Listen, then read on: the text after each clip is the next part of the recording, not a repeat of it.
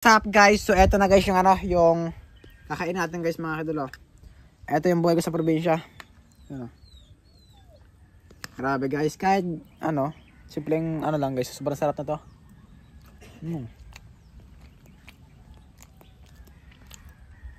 Ginataan kasi ito mga kadolo, mangginataan. Yan o.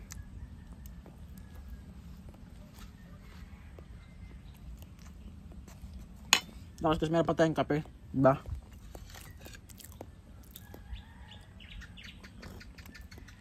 Grabe bang init. Tayo kasi mga kadolo yung bata na gagawin lahat para sa pamilya. So ako pa rin to guys, pangarap na matulungin para sa aking mga kapatid. So yun, kahit madami tayong pinagdaanan sa buhay, kahit marami sa atin nanghusga, pero tinutuloy pa rin natin ito mga kadolo para hindi mahirapan yung aking mga kapatid.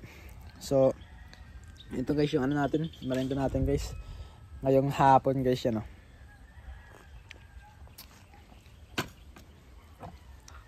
ganito yung buhay mga kadulay. Sabi nga, tsaka-tsaga lang, sikap lang. Palang araw, ahon din sa atin yung panahon.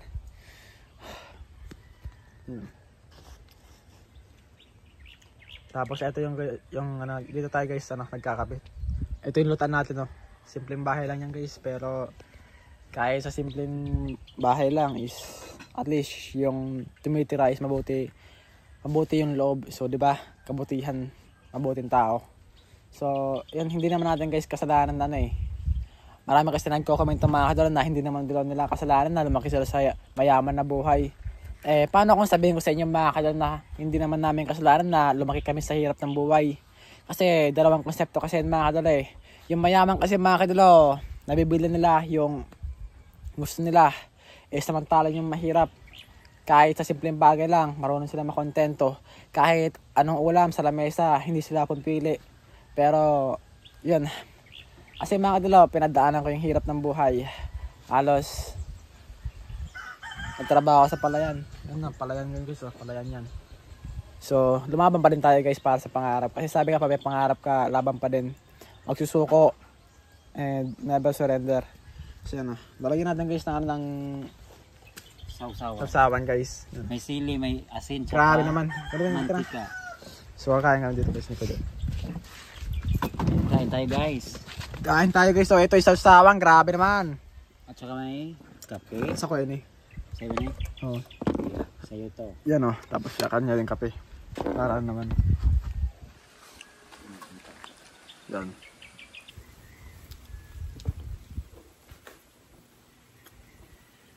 Grabe kasi sobrang sarap ng lututan natin